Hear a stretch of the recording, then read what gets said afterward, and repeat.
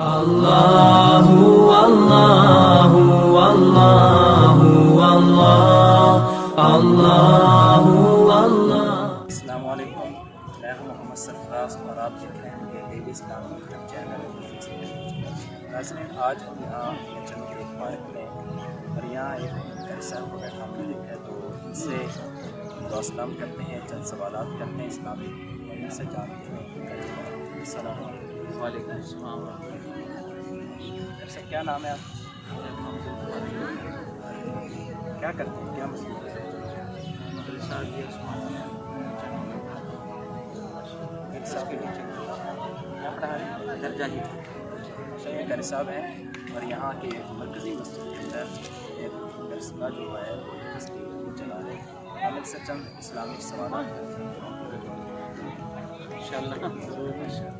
اچھا، اب یہ بتائیں گے کہ بیت اللہ شریف کا نقشہ کس نے بنایا؟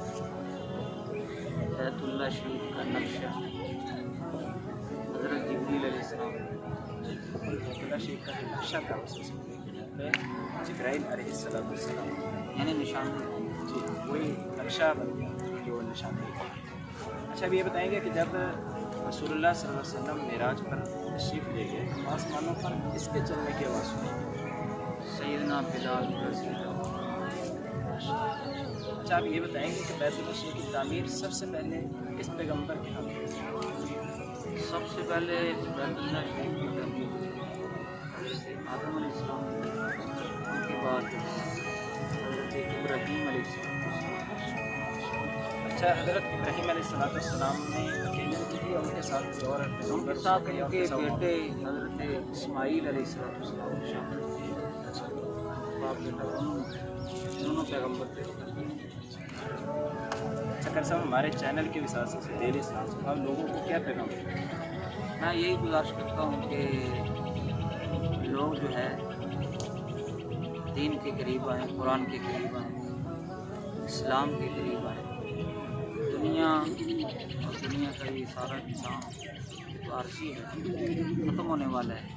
جتنا آپ دین کے قریب آؤ گے انشاءاللہ دنیا میں بھی راحت اور آرام اور آخرت بھی بنے گی۔ اور آخر میں گزارش کروں گا کہ آپ کا جو چینل ہے ڈیلی اسلام کے نام سے، اس کو بھی ضرور جو ہے فالو کریں اور اس کے ساتھ تعاون کریں۔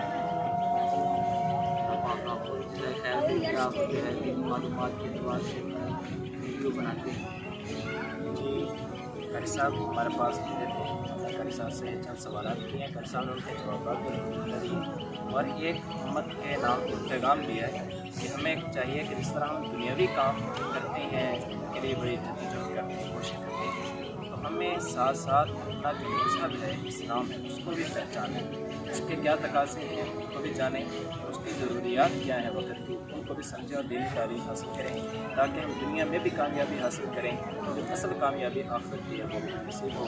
اس کے ساتھ میں اجازت دے دیے، دیکھتے رہیے ہمارا یوٹیوب چینل ڈیلی اسلام۔